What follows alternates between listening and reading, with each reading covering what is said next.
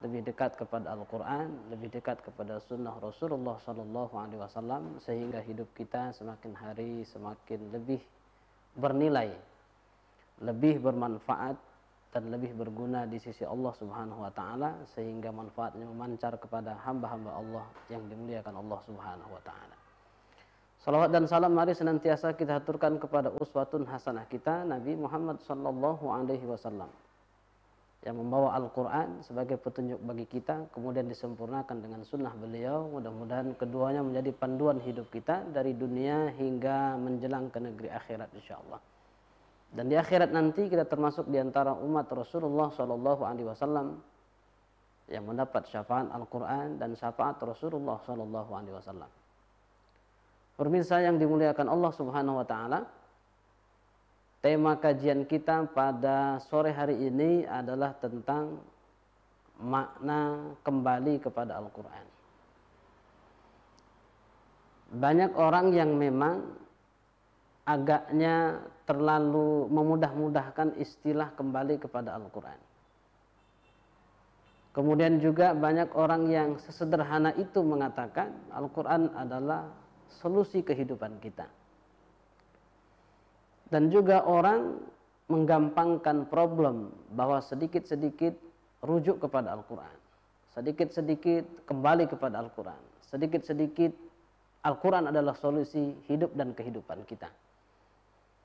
Tentu pernyataan ini problemnya adalah di menggampangkan itu, menganggap kembali kepada Al-Quran itu sesederhana itu, seolah-olah seakan-akan bahwa setiap masalah itu, setiap problem kehidupan kita yang kita hadapi hari ini dan yang akan datang, bahkan mungkin yang telah lampau yang hasilnya hari ini kita rasakan adalah harus kembali kepada Al-Quran.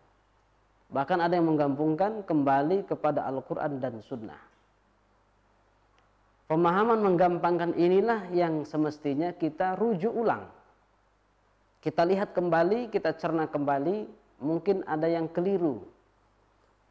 Karena buktinya adalah kita meyakini bersama bahwasanya hari ini kita dalam kondisi yang, mohon maaf dalam tanda petik, kurang beruntung dari segi ekonomi, dari segi politik, dari segi percaturan dunia. Umat Islam, bahkan bangsa dan negara-negara yang mayoritas berpenduduk muslim, sepertinya kurang begitu beruntung, padahal Al-Quran dan Sunnah bersama kita.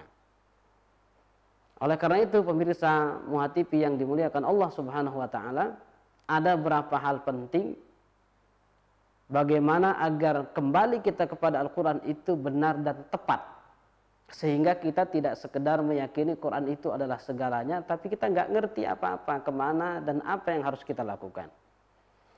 Yang pertama adalah mengapa Al-Quran itu diturunkan? Al-Quran diturunkan oleh Allah Subhanahu wa Ta'ala bukan sekedar untuk dibaca, bukan sekedar untuk dipelajari, apalagi sekedar untuk diperlombakan, dimusabakohkan. Bukan hanya itu. Terlalu kecil, kata Buya Hamka, jika sekiranya Quran itu hanya untuk sampai pada level MTQ, musabakoh tilawatil Quran, sehingga suara yang paling cantik, yang paling bagus, lagunya paling paten, kemudian itulah dianggap juara. Tentu ini bukan hal yang asasi, bukan hal yang paling utama ketika kita berinteraksi dengan Al-Quran, supaya kita bisa benar-benar dan sungguh-sungguh kembali kepada Quran. Tidak berarti bahwasanya musabakoh itu tidak bagian dari syiar Quran. Tapi kalau hanya sebatas itu yang kita lakukan terhadap Al-Quran, maka Al-Quran banyak yang kita sia-siakan. Yang pertama, kembali kepada pertanyaan, Al-Quran itu diturunkan sebagai petunjuk. Petunjuk itu berarti lampu. Lampu itu berarti adalah pencerah kehidupan kita. Jadi orang yang tidak mau diberi petunjuk oleh Allah lewat Al-Quran, maka dia akan tersesat. Ini yang pertama sekali. Oleh karena itu Allah Subhanahu wa Ta'ala menyatakan misalnya dalam surah Thaha, "Faman tabi'a hudaya fala yadhillu wa la yashqa." Barang siapa yang mengikut hidayahku berupa Al-Quran ini, maka dia tidak akan sesat dan tidak akan sengsara. Dan dari awal surah Thaha sudah menjelaskan kepada kita. A'udzubillahi minasyaitonirrajim. Thaha ma anzalna 'alaikal qur'ana litashqa. Thaha, kami tidak menurunkan Al-Qur'an ini, kalamullah ini, kitabullah ini, litashqa, untuk menjadikan kamu sengsara. Berarti Quran itu turun dan diturunkan oleh Allah Subhanahu wa taala sebagai pembuat kita bahagia. Jalan menuju kesenangan. Jalan menuju kemenangan.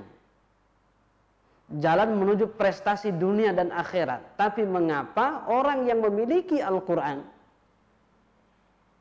tidak sebahagia yang diharapkan? Apakah dia tidak memahaminya? Apakah dia tidak membacanya? Atau dia membacanya tapi dia tidak mengerti apa yang dibacanya? Atau dia mengerti apa yang dia baca tapi dia tidak amalkan isi dan kandungan apa yang dia baca? Ini lingkaran setan.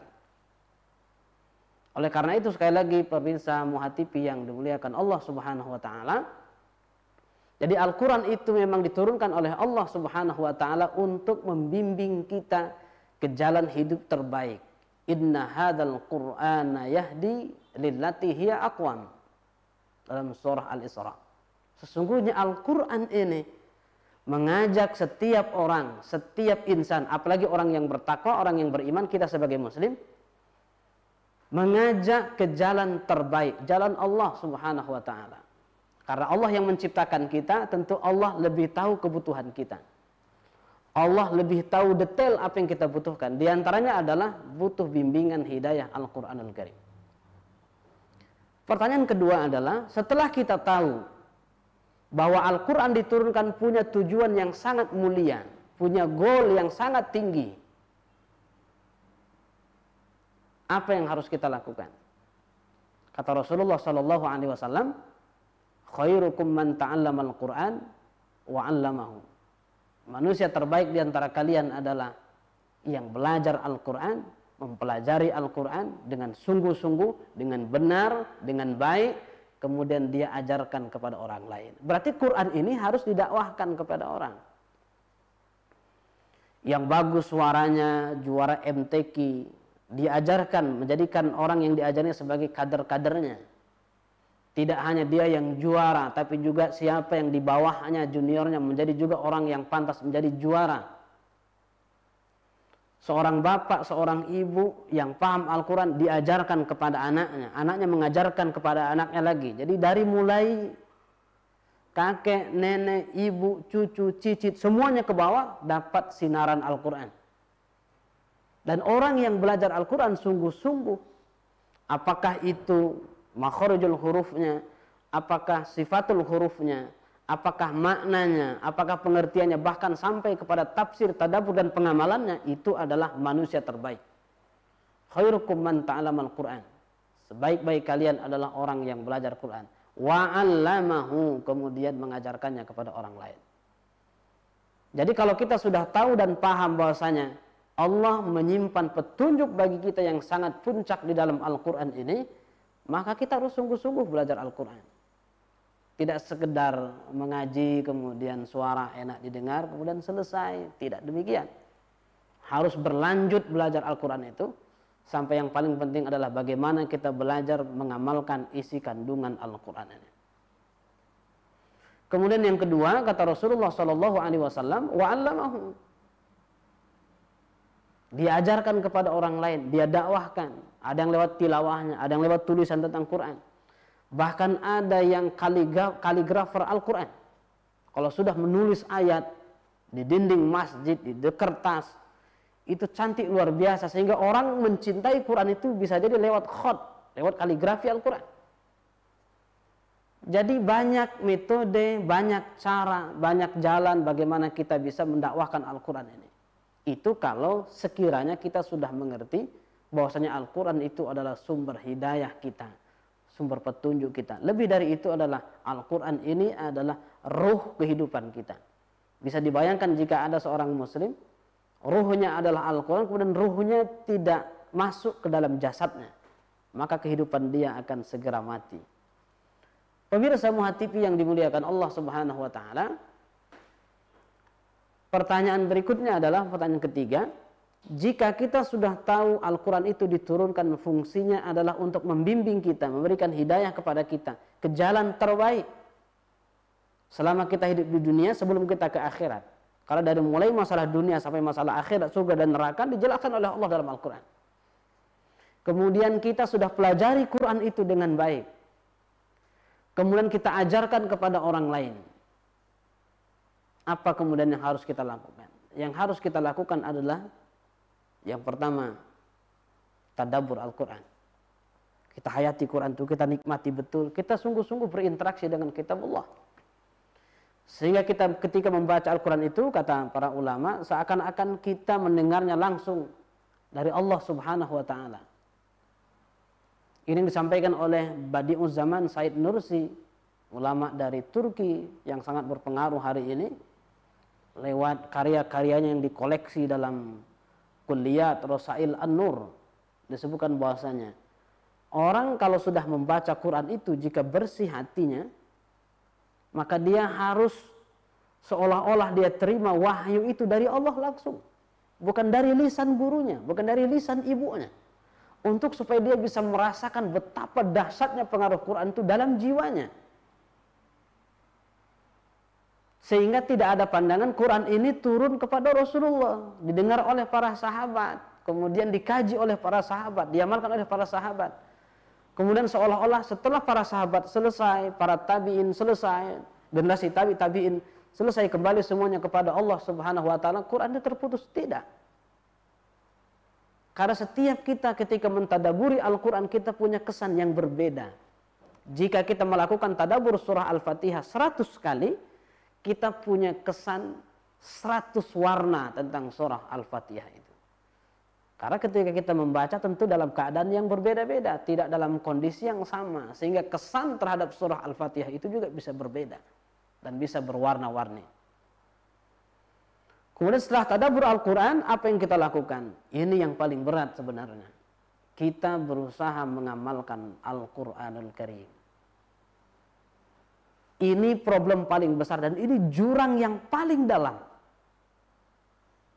Ini jurang yang paling dalam yang sekarang jurang ini harus kita buat dangkal. Mengamalkan Al-Quran. Misalnya, makan daging babi diharamkan oleh Allah Subhanahu wa ta'ala, dalam kondisi tertentu dibolehkan. Kita hindari makan daging babi itu. Mencuri diharamkan oleh Al-Quran, kita takut mencuri. Berzina yang muhson dirajam sampai mati. Yang ghairu muhson, yang belum berkeluarga, jika berzina dijilid, dicambuk. Kita pun takut melanggar larangan ini. Durhaka kepada orang tua menyebabkan kita sengsara, bahkan posisi orang tua satu level di bawah Allah Subhanahu wa ta'ala, tempat kita mengabdi setelah kepada Allah Subhanahu wa ta'ala. Kita pun menjadi orang yang berbakti. Tapi di sisi yang lain ada hal-hal perintah Allah dan larangan Allah Subhanahu wa ta'ala yang kita abaikan. Memilih pemimpin muslim. Kita kadang-kadang masih ragu, betulkah Quran itu menyuruh kita untuk memilih yang satu akidah? Benar padahal. Inna Allah ya'murukum an tu'addul amanati ila ahliha. Allah menyuruh kalian untuk menyerahkan mandat kekuasaan kepada orang yang berhak menerimanya. Orang yang kapabel. Orang yang punya kecakapan. Kemudian ada orang bertanya, apa syaratnya? Allah sudah jelaskan dalam surah Al-Baqarah misalnya. Wazadahu bastotan fil ilmi wal jismi. Ketika Bani Israel bertanya kepada Nabi Samuel tentang calon pemimpin mereka siapa, maka pemimpin mereka dipilih oleh Nabi Samuel, namanya adalah Talut. Talut ini tidak punya harta, tidak punya uang, tidak populer, cuman Allah berikan kelebihan dia. Wazadahu bastotan fil ilmi wal jism. Ilmunya bagus, dia intelek. Kemudian kesehatannya prima. Jadi yang pertama kali calon pemimpin pintar tidak, cakap tidak. Nah, sampai dalam kondisi ini kita banyak yang gagal mengamalkan perintah Allah dalam Al-Quran. Nanti setelah kita pilih baru kita menyesal. Kenapa saya pilih si fulan? Kenapa saya pilih si anu? Ini gara-gara kena serangan pajar sepertinya nih. Padahal tidak boleh. Ar-rasi wal murtasi finnar. Orang yang nyogok dan yang disogok dalam neraka. Sehingga ilmu seseorang lewat. Kesehatannya yang prima, yang membuat dia layak memimpin, tidak kita pikirkan. Yang penting siapa paling dekat dengan kita, siapa yang paling menguntungkan. Ini sudah keluar dari jalur perintah Allah Subhanahu wa Ta'ala yang semestinya kita mengamalkan isi kandungan Al-Quran. Bukan sekedar sholat, kemudian zakat, haji, infak, sodakoh, dan lain sebagainya. Berbakti kepada orang tua, menyantuni fakir miskin. Membuat hal-hal yang istimewa dalam agama ini. Membangun rumah sakit, membangun masjid, pondok pesantren, panti jompo untuk mengurusi orang-orang yang jompo, yang sudah tua, lansia misalnya. Tapi ada sisi yang lain, kita tidak pedulikan perintah Allah, padahal ini harus diamalkan. Bersikap adil. Wa idza hakamtum bainan nasi an tahkumu bil adli. Sekarang anak angkat Rasulullah Shallallahu Alaihi Wasallam, Zaid ibnu Harithah. Ada anak pembesar dari orang Yahudi kemudian mencuri. Karena ini anak angkat kesayangan Rasulullah, maka mereka utus supaya minta diskon hukum itu. Rasulullah kemudian marah. Inilah yang menyebabkan orang terdahulu sebelum kalian dilaknat oleh Allah Subhanahu wa Ta'ala. Karena jika orang yang mulia kedudukannya dalam pandangan manusia, pangkatnya dianggap hebat, dianggap anak pejabat, ketika dia melanggar, mencuri tidak dihukum. Fa idza saraqa fihimud dha'if aqamul hadda. Tapi ketika orang yang lemah, orang yang miskin, orang yang susah mencuri, langsung ditegakkan hukum setegak-tegaknya. Inilah yang sering diistilahkan oleh orang ibarat mata pisau. Tumpul ke atas, tajam ke bawah. Kalau sudah hukum berkaitan dengan orang yang punya kekuasaan, yang punya uang, langsung memble hukum itu. Tapi kalau orang yang lemah, mencuri daun singkong, mencuri seekor ayam, digebuki pun jadi sebelum masuk bui. Coba ada seorang nenek-nenek mencuri kayu bakar, bukan untuk dijual, hanya untuk memasak. Dituntut oleh yang punya ladang, bila perlu dijebloskan ke dalam penjara. Tapi koruptor yang miliaran rupiah, bahkan mungkin triliunan masuk ke dalam kantong dan rekening dia, banyak hukum pura-pura tidak tahu. Padahal kata Allah, wa idza hakamtum bainan nasi an tahkumu bil adli. Dan jika kalian menegakkan hukum, menurunkan hukum, mengeluarkan hukum di antara manusia, lakukanlah dengan adil. Innallaha ni'ma ya'idukum bih. Sesungguhnya Allah sekarang sedang menasihati kalian, kata Allah dalam surah An-Nisa ayat 58 itu. Dan sebaik-baik penasehat, sebaik-baik pemberi peringatan kepada kalian adalah cuma Allah. Kalau ayat kitabullah ini saja tentang hukum, tentang pemimpin, tentang mencari keadilan, sudah langka di negeri ini alamat kehancuran. Karena memang Allah Subhanahu wa Ta'ala menyuruh kita untuk menegakkan keadilan. Ini sering oleh khotib setiap khutbah Jumat disampaikan ayat ini. Innallaha ya'muru bil adli wal ihsan. Sesungguhnya Allah memerintahkan kita untuk berlaku adil dan berbuat baik. Innallaha ya'muru bil adli wal ihsan. Sesungguhnya Allah menyuruh kita untuk berbuat adil dan berbuat baik. Kalau keadilan ini sudah langka, berarti ayat Quran tentang keadilan akan menjadi sunyi di tengah kehidupan orang-orang yang membaca Al-Quranul Karim dan orang-orang yang menghayati Al-Quranul Karim dan orang-orang yang ingin mulia dengan Al-Quranul Karim. Pemirsa Muha TV yang dimuliakan Allah Subhanahu wa taala, perkara mengamalkan Al-Quran memang perkara yang sulit bagi orang-orang yang tidak kuat mental. Apalagi yang rasa takutnya kepada dunia ini melebihi rasa takutnya kepada yang punya dunia, Allah Subhanahu wa taala. Ada kisah menarik pemirsa Muha TV yang dimuliakan Allah Subhanahu wa taala, bahwa orang yang pertama kali terang-terangan di kalangan sahabat mendakwahkan Al-Quran adalah Abdullah ibnu Mas'ud radhiyallahu anhu. Ketika Rasulullah mengajarkan surah Ar-Rahman, dia langsung berkata, besok akan aku sampaikan kepada orang-orang Quraisy. Di mana kau akan sampaikan? Di atas Ka'bah.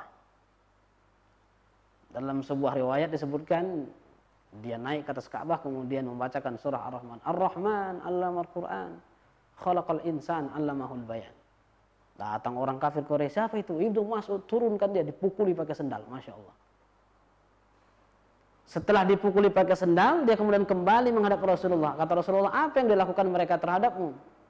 Aku baca Quran, mereka enggak suka, kemudian menurunkan aku, kemudian aku dipukuli. Kata Rasulullah, jangan lakukan itu. Demi Allah, besok aku ulangi lagi. Pemirsa yang dimuliakan oleh Allah Subhanahu wa taala, orang menyampaikan Quran bukan berkaitan tentang hukum, berkaitan tentang Ar-Rahman. Allamal Quran, mengajarkan Al-Quran, khalaqal insan, menciptakan insan, allamahul bayan. Allah mengajarkan bayan, cara berpikir, cara berbicara, cara menjelaskan sesuatu kepada manusia. Berarti pemahaman dimasukkan ke dalam diri kita oleh Allah. Cuman ini yang disampaikan oleh Abdullah ibnu Mas'ud, dipukuli. Kira-kira yang menyampaikan nilai-nilai keadilan hari ini, apa yang terjadi? Masya Allah. Bisa mata yang disiram keras, bisa akhirnya tidak sengaja kan? Masa ini luar biasa. Masalah keadilan ini penting sekali.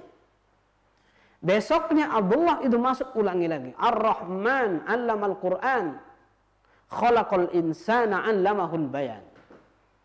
Sampai 3 kali. Mungkin kalau bahasa Medannya itu mukanya sudah lembam-lembam. Kemudian kata Rasulullah, masih besok pengen ngulangi lagi. Kata Allah, kali ini tidak Rasulullah. Kenapa? Tapi sudah mencoba. Bayangkan 3 kali menyampaikan Ar-Rahman, allamal Qur'an, khalaqal insan, allamahul bayan, kemudian dipukuli oleh kafir Quraisy. Dan dia tidak kapok, dia ulangi lagi. Ketiga kalinya kata Rasulullah, jangan diulangi lagi. Baik Rasulullah, aku tidak akan ulangi lagi. Kenapa? Dakwah belum kuat. Kekuasaan belum ditampuk umat Islam. Sehingga penegakan keadilan mungkin hari ini pun itu yang kita rasakan. Pemirsa Muha TV yang dimuliakan oleh Allah Subhanahu wa taala. Sehingga para ulama kita mengisyaratkan bahwa kebangkitan Islam terletak di dalam bagaimana kita mengamalkan isi dan kandungan Al-Quran. Kalau kita sudah mengerti apa itu Al-Quran, apa fungsinya, kenapa diturunkan, kemudian kita sudah mempelajarinya dengan baik, kita ajarkan, kita dakwahkan kepada orang lain sebagaimana yang dilakukan oleh Abdullah ibnu Mas'ud. Meskipun ini kalau dalam bahasa sekarang wah radikal gitu, fundamentalis ini, terlalu berani, baru sekian ayat surah Ar-Rahman langsung didakwahkan. Tapi begitulah para sahabat. Kemudian kita tadaburi, kita hayati, kita nikmati bacaan Quran itu. Huruf-hurufnya kita lihat. Suaranya kita dengarkan. Nikmat sekali Al-Quran itu. Kemudian barulah kita masuk tahap yang berikutnya. Kita mengamalkan isi dan kandungan Al-Quran. Di poin inilah, kata para ulama kita, sejauh mana, seluas apa ayat Al-Quran itu sudah turun dalam kehidupan kita, sejauh itulah lompatan prestasi umat Islam akan diraih. Nah sekarang bayangkan, ada cerita lucu yang tapi lewat meme di medsos itu. Ada beberapa anak kecil sedang pegang gadget sepertinya lagi main game itu. Kemudian ada seseorang mengatakan, ini ada sesuatu. Kata kumpulan anak ini, letak aja di situ bang. Tanggung nih lagi nyerang. Katanya. Bayangkan. Jadi mereka sudah nggak sadar lagi siapa yang mengajak ngomong mereka. Sampai ada orang nitip sesuatu pun mereka katakan letak aja di situ bang, tanggung nih lagi nyerang nih. Sehingga Ustadz Budi Ashari misalnya pernah menyatakan bahwa kalau kita lihat sekarang dan kita baca status ulasan Facebook anak-anak muda kita hari ini, kita menyimpulkan betapa kebangkitan Islam itu masih jauh.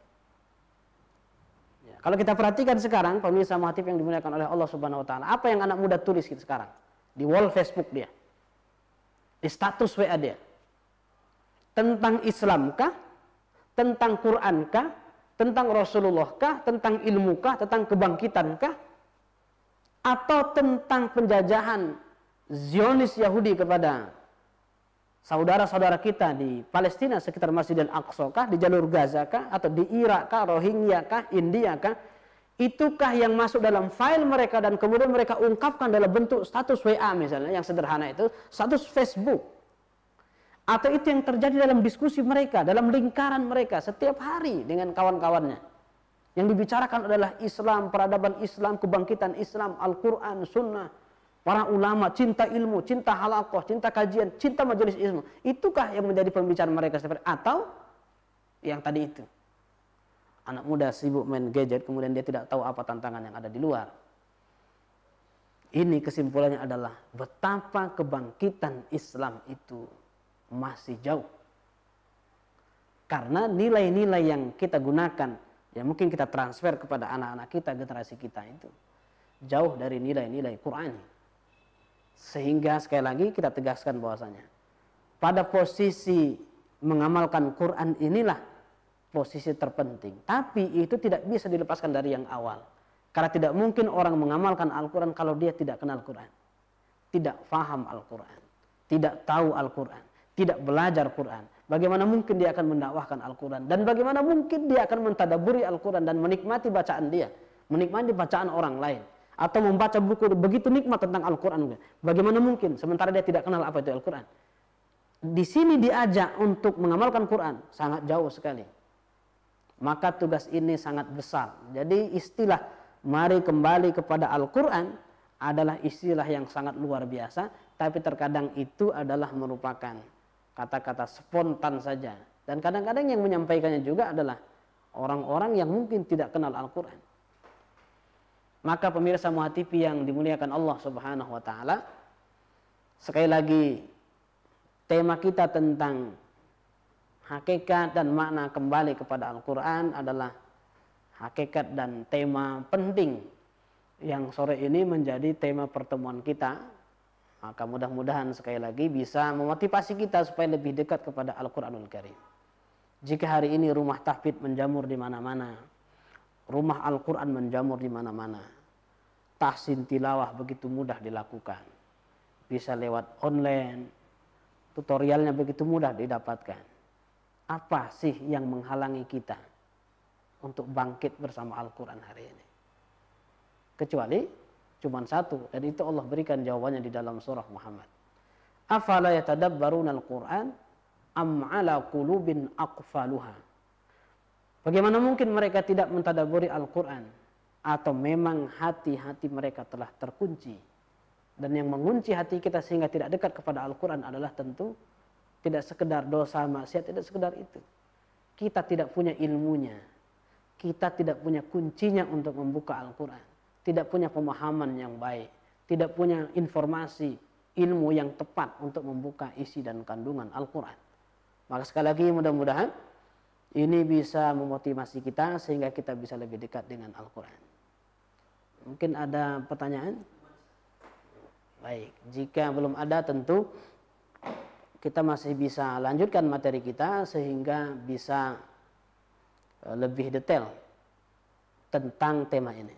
Pemirsa Muhatipi yang dimuliakan Allah Subhanahu wa Ta'ala, kita ingin kembali lagi ke poin yang terakhir. Selain Abdullah ibn Mas'ud radhiyallahu anhu, sahabat yang mulia, seorang tabi'in yang besar dan agung sekali jasanya dalam Islam ini, Hasan al-Basri rahimahullah, di Basrah, di kota Baghdad, pernah ditanya oleh jamaahnya, Wahai Tuan Imam, apakah kita ini benar-benar orang yang beriman? Apakah kita ini betul-betul mukmin? Atau jangan-jangan kalau istilah kita sekarang, jangan-jangan Islam KTP nih. Begitu buka KTP, oh iya saya muslim nih, buktinya saya Islam nih, agama Islam gitu ya. Kata beliau begini, jika Anda yang bertanya ini, yang Anda maksud orang yang beriman itu atau orang yang bertakwa itu adalah yang termaktub di awal surah Al-Baqarah, kayaknya iya katanya. Coba kita ulang sebentar. Alif Lam Mim, dzalikal kitabu la raiba fihi hudal lil muttaqin. Alif Lam Mim, inilah Al-Qur'an, kitab yang tidak ada keraguan di dalamnya sebagai petunjuk bagi orang yang bertakwa. Siapa yang bertakwa itu? Alladzina yu'minuna bil ghaib, yang beriman kepada perkara yang gaib. Wa yuqimuna shalah, menegakkan salat. Wa mimma razaqnahum yunfikun, berinfak. Walladzina yu'minuna bima unzila ilaika wa ma unzila min qablika wa bil akhirati hum yuqinun. Orang yang mengimani kitab-kitab yang turun sebelum Quran dan mereka meyakini akhirat itu ada. Baru kata Allah, ulaika ala hudam mir rabbihim wa ulaika humul muflihun. Jika ini ciri orang yang beriman dan bertakwa, kayaknya kita ini beriman nih. Kayaknya kita ini bertakwa nih. Kenapa? Kita percaya kok kepada yang gaib. Allah gaib, percaya Allah itu ada. Akhirat gaib, surga dan neraka gaib, malaikat gaib, jin, setan gaib. Percaya kita. Menegakkan sholat, kita sholat ini. Bayar zakat, bayar zakat. Berinfak kita. Meyakini Zabur, Taurat, Injil, dan Suhuf yang turun kepada Ibrahim dan Musa alaihi wassalam. Inna hadza la fi suhufil ula, suhufi Ibrahim wa Musa. Lembaran wahyu yang turun kepada Nabi Ibrahim dan Nabi Musa. Kita yakin itu. Apalagi Quran. Tentu yakin karena yang memberikan informasi semua itu adalah Al-Quranul Karim. Tapi, nah ini catatan penting dari beliau. Tapi, jika yang engkau maksud kita ini orang beriman atau orang bertakwa, dikaitkan atau yang dimaksud oleh Allah dalam surah awal surah Al-Anfal, kayaknya kita ini enggak. Bayangkan itu. Kayaknya kita enggak beriman lah. Artinya level kita kayaknya enggak sampai situ. Apa itu? Kata Allah Subhanahu wa taala, "Innamal mu'minuna alladzina idza dzukirallahu wajilat qulubuhum." Orang yang beriman itu jika disebut nama Allah hatinya bergetar. Wa idza tuliyat 'alaihim ayatuhu zadathum imana. Jika dibacakan ayat-ayat Allah kepada mereka, bertambah imannya. Bisa ayat diri tentang jiwa kita, itu banyak disinggung oleh Allah dalam Al-Quran. Jiwa yang bakhil, jiwa yang tenang, nafsu lawamah, nafsu mutmainnah, nafsu ammarah yang suka menyuruh kita untuk berbuat jahat, berbuat keji. Itu adalah ayat-ayat diri, ayat-ayat jiwa. Atau ayat-ayat kauniyah alam ini. Tadi ada turun hujan, ada petir luar biasa, ada longsor, ada gunung meletus, ada banjir, ada hutan terbakar. Itu dibacakan kepada mereka, itu bertambah imannya. Atau ayat-ayat Quran. Semakin dia baca ayat Quran atau dia mendengar bacaan orang lain, dia merasakan nikmat luar biasa, kemudian imannya bertambah. Wa ala rabbihim yatawakkalun. Kemudian mereka tawakal, serahkan semua kerja dia, ikhtiar dia, usaha dia, hasilnya serahkan kepada Allah Subhanahu wa taala. Atau dalam segala urusan dia menjadikan Allah sebagai wakilnya dalam kehidupan ini. Baru kata Allah, ulaika humul mu'minuna haqqan. Itulah orang mukmin yang sesungguhnya. Sekarang banyak orang mendengar ayat Al-Quran justru kupingnya ini peka nih. Merasa terganggu. Dengan azan subuh dikumandangkan, dia merasa risih, terganggu. Bagaimana mungkin dikatakan ini orang yang beriman? Dengar tilawah Quran, dia nggak sabar nih. Konon lagi dia baca Quran, dengar Quran orang lain dibacakan, udah gatal telinganya itu.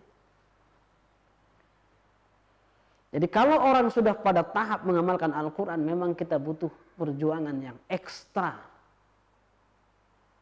Ekstra kuat, ekstra hati-hati, ekstra sungguh-sungguh. Karena di sini letak kemuliaan kita. Apa gunanya kemudian Quran misalnya yang sebesar ini kita letakkan di meja kerja kita. Atau kemudian di lemari kita letakkan. Apa gunanya untuk kehidupan kita? Apakah itu sebagai bukti bahwasanya kita ini orang beriman? Orang yang bertakwa? Tentu tidak. Karena Quran ini tidak untuk dipajang-pajang. Tidak untuk sekadar dipertandingkan.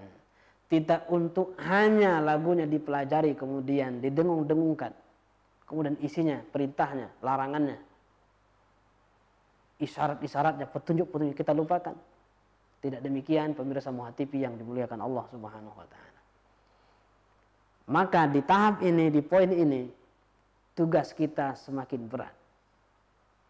Kalau kita ingin berharap kebangkitan Islam, maka interaksi kita, pengamalan kita terhadap Al-Quran juga harus ada perubahan. Dari mana kita mulai? Dari diri kita. Kenapa demikian? Karena salah satu cara untuk mengamalkan Al-Quran, Allah kasih clue-nya, Allah kasih keyword-nya, Allah kasih kata kuncinya. Apa itu? Taghyir, perubahan. Kata Allah Subhanahu wa taala misalnya dalam surah Al-Anfal ayat 53. Dzalika bi anna Allah lam yakun mughayyiran ni'matan an'amaha 'ala qaumin hatta yughayyiru ma bi anfusihim. Ini nanti ketemu dalam surah Ar-Ra'd juga. Inna Allah la yughayyiru ma biqaumin hatta yughayyiru ma bi anfusihim. Perubahan dulu. Dan perubahan itu adalah dimulai dari diri kita sendiri. Jika ingin ada perubahan hidup kita, maka berubahlah dengan isyarat-isyarat petunjuk hidayah Al-Quran. Dan itu dimulai dari anfus. Bayangkan ketika terjadi perang salib, banyak ulama mengkritik kenapa Imam Al-Ghazali tidak turut terjun dalam perang salib itu. Padahal beliau sedang berada di Al-Aqsa, di Palestina. Tapi beliau sibuk menulis buku misalnya Ihya Ulumuddin. Karena beliau ingin memberikan perubahan pasca perang salib. Perang salib sedahsyat apapun akan ada ujungnya. Tapi perang melawan hawa nafsu tidak ada ujungnya. Sehingga sekarang yang ada dalam diri kita ini perlu kita ubah dulu. Rasa malas kita, rasa sombong kita ketika berhadapan dengan Al-Quran kalamullah. Rasa terlalu pede bahwasanya kita lah yang paling paham terhadap Al-Quran. Rasa paling mengerti, rasa paling pintar, merasa paling pakar. Itu disebut dalam surah Muhammad tadi itu akfaluha. Kenapa mereka tidak mampu mentadaburi Al-Quran, menghayati Al-Quran, atau hati mereka memang terkunci. Terkunci dengan kejahilan, terkunci dengan kesombongan, terkunci dengan ketakaburan dan lain sebagainya. Oleh karena itu, maka taghyir ini adalah konsep Al-Quran. Innallaha la yughayyiru ma biqaumin hatta yughayyiru ma bi anfusihim. Sesungguhnya Allah tidak akan merubah keadaan kondisi satu kaum sampai mereka yang memulai melakukan perubahan apa yang ada di dalam diri mereka sendiri. Artinya itu adalah perubahan internal sebelum melakukan perubahan eksternal. Jika kita kembali ke contoh kasus tadi itu, bagaimana mungkinlah kita bisa menghasilkan misalnya pemimpin yang baik, yang dia paham konsep negara itu akan mencapai baldatun thayyibatun wa rabbun ghafur, negeri yang gemah ripah loh jinawi istilahnya itu, toto tentrem kertara harjo. Ini yang baldatun thayyibatun, negeri yang makmur, aman, tentram, sentosa, nyaman, tapi juga turun ampunan Allah di negeri itu. Pemimpin yang semacam ini tidak akan mungkin lahir dari orang yang berjiwa kerdil, yang tidak paham konsep kepemimpinan, yang tidak mengerti aturan Al-Quran tentang memilih pemimpin. Tidak mungkin. Maka perubahannya harus internal dulu sebelum eksternal. Nah, ini penting. Ini konsep pertama dan sangat penting yang diberikan oleh Al-Quran kepada kita. Bagaimana kita bisa melakukan pengamalan Al-Quran dengan baik, memang harus ada perubahan. Jika mindset kita nggak berubah, cara pandang, cara berpikir kita juga tidak berubah, tidak mungkin ada perubahan. Tapi Allah kasih kata clue-nya, ubah dulu apa yang ada dalam dirimu. Mungkin ada malas, mungkin ada iri, ada dengki, ada sombong, takabur, dan lain sebagainya. Ada merasa sudah cukup, istilahnya kalau gelas itu dia sudah merasa sudah penuh. Padahal jika kita ingin bagaimana hidayah Quran itu masuk ke dalam, itu nalar kita harus kita kosongkan supaya jangan masuk tuh ide-ide kita itu jangan masuk. Kenapa Marxisme kemudian masih diajar-ajarkan juga, komunisme, Leninisme diajar-ajarkan juga, karena merasa masih bisa menggantikan konsep Al-Quran, masih merasa masih bisa konsep manusia ini bisa menggeser dan menggusur konsep Allah dalam Al-Quran. Yang seperti ini bukan membawa kepada kebangkitan, ini semakin membawa kepada jurang kehancuran. Pemirsa Muha TV yang dimuliakan Allah Subhanahu wa taala, maka poin yang kedua selain taghyir itu adalah membentuk komunitas. Untuk mengamalkan Al-Quran ini kita juga butuh komunitas. Nggak mungkin kita berjalan sendirian. Dan komunitas ini disebutkan oleh Allah Subhanahu wa taala dengan umat ini yang paling puncak. Kuntum khaira ummatin ukhrijat linnas. Kalian adalah umat terbaik. Umat terbaik karena kita memiliki panduan terbaik Al-Quran, contoh teladan terbaik Rasulullah Sallallahu Alaihi Wasallam, dan punya pewaris Nabi terbaik para ulama yang warasatul anbiya. Dan kita ini dikeluarkan, dilahirkan oleh Allah untuk manusia. Bukan sekedar untuk umat Islam, bukan sekedar untuk keluarga kita, tapi untuk manusia secara keseluruhan. Karena wa ma arsalnaka illa rahmatan lil alamin. Khitabnya untuk Rasulullah sallallahu alaihi wasallam, tapi pesan umumnya untuk kita bahwa kita ini semestinya sebagai muslim menjadi rahmat bagi alam ini. Rahmat bagi tumbuhan, rahmat bagi hewan, rahmat bagi manusia, rahmat bagi orang-orang kafir sehingga mereka mengenal Islam, mengenal Al-Qur'an lewat dakwah kita, lewat tausiah kita, lewat cara bermuamalah kita, lewat berekonomi kita, lewat berpolitik kita, lewat tindak tanduk kita, lewat bagaimana cara kita bergaul, berinteraksi sosial dengan mereka. Jadi rahmat semuanya. Maka harus ada komunitas. Maka kata Allah, wal takum minkum ummatun yad'una ilal khair. Hendaklah di antara kalian ada kelompok komunitas yang disebut dengan umat itu. Yad'una ilal khair, terus saja melakukan kebaikan. Pesan WA-nya kebaikan, tulisannya kebaikan, lisannya kebaikan, cara bergaulnya kebaikan semua. Ya'muruna bil ma'ruf wa yanhauna 'anil munkar. Kemudian mereka mengajak orang lain berbuat ma'ruf dan mencegah mereka dari berbuat mungkar. Dari mana dimulai? Dari diri. Diri-diri yang hebat inilah membentuk komunitas. Setelah terjadi komunitas, terjadilah gerakan, ledakan, perubahan yang luar biasa. Oleh karena itu, Allah Subhanahu wa taala dalam surah Saba berpesan kepada kita. Qul inna ma'idzukum biwahidatin. Katakan aku ini mewasiatkan kepada satu perkara penting. Antaqumu lillahi mathna wa furada thumma tatafakkaru. Hendaklah berdiri untuk menegakkan agama Allah ini. Mathna wa furada, berdua-dua atau sendirian jika ada belum punya kawan. Sendirian.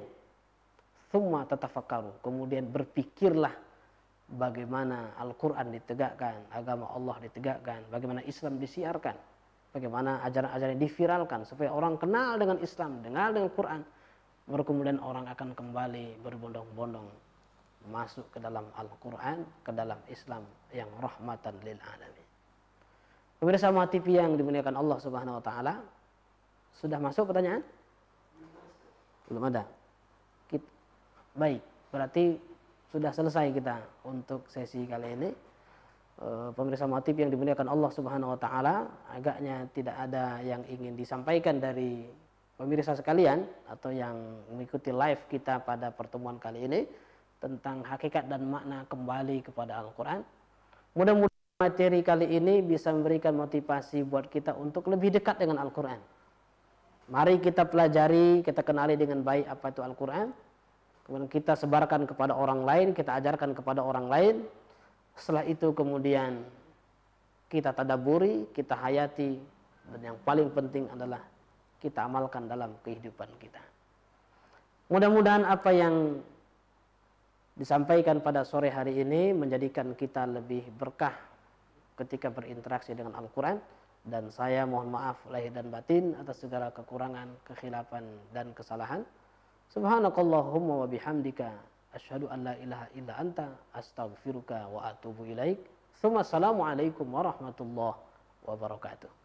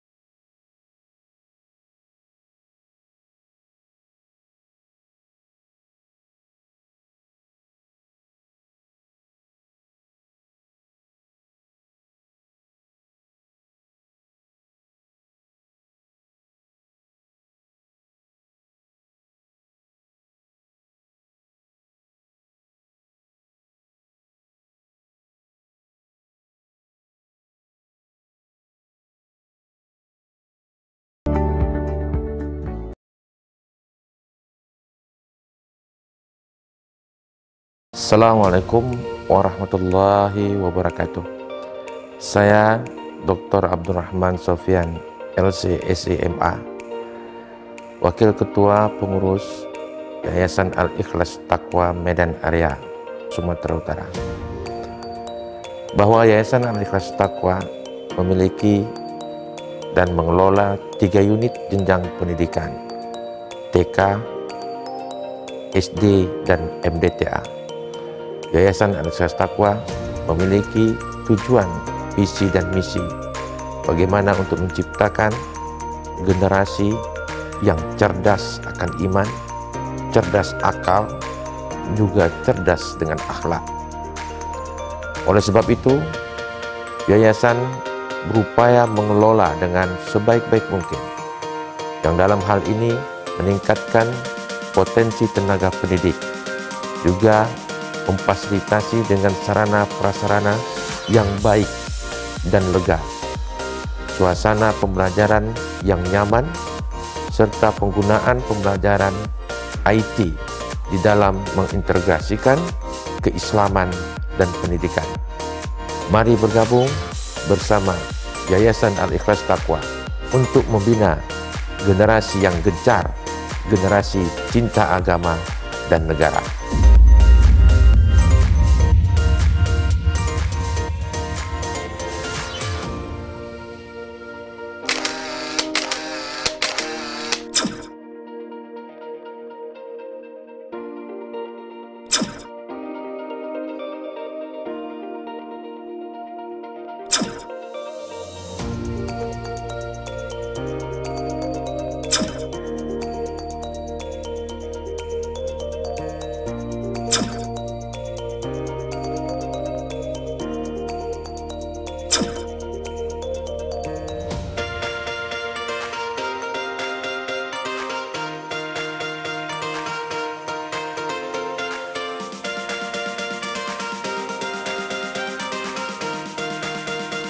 Assalamualaikum warahmatullahi wabarakatuh.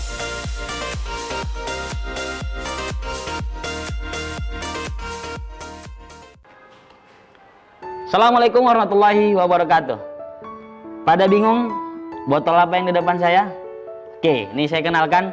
Ini adalah produk bawang goreng, yaitu bawang goreng Bang Regar namanya. Sangat unik, rasanya yang begitu khas, yaitu gurih, renyah, dan segar. Produk ini mudah Anda dapatkan dengan menghubungi kontak person yang ada ini, ataupun dengan cara yaitu masuk ke media medsosnya, Instagramnya bawang goreng Bang Regar.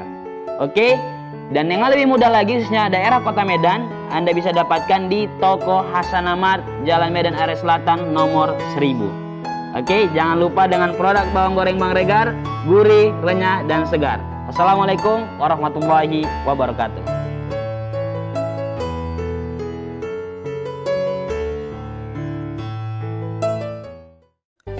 Assalamualaikum warahmatullahi wabarakatuh. Marhaban ya Ramadan. Sirup Cangkir Labura mengucapkan selamat menunaikan ibadah puasa.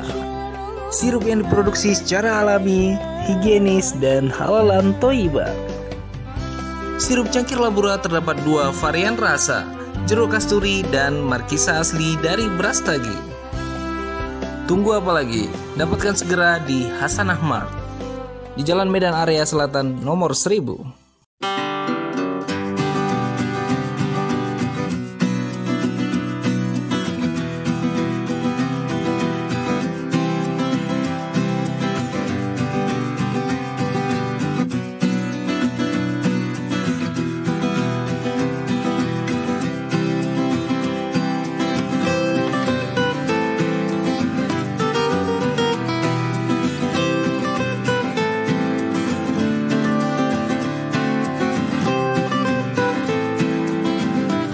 Assalamualaikum warahmatullahi wabarakatuh. Bunda-bunda cantik yang soleha. Nah, sekarang Keika Syar'i Butik hadir dengan berbagai macam brand-brand syar'i ternama, yaitu Kinans, Johara Syar'i, Dunia Syar'i, Sarafi, Rid Syar'i, dan masih banyak brand lainnya. Nah, kalau Bunda yang mau tahu koleksi lengkapnya bisa dicek IG kita @Keika Syar'i Butik. Kami tunggu ya Bunda di Keika Syar'i Butik, Jalan Ring Road Komplek OCBC nomor A04 di samping Bank BCA. Nah, bersama Keika Syar'i Butik menjadilah muslimah yang seutuhnya. Assalamualaikum warahmatullahi wabarakatuh.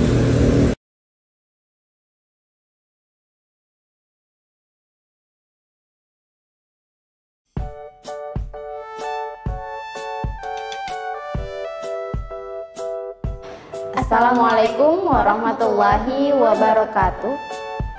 Kak, ini minuman apa sih? Nah, ini susu kedelai, soy milk. Suka susu kedelai kan? Tapi nggak suka bau langunya. Nah, susu soy milk bisa jadi pilihan pertama kamu.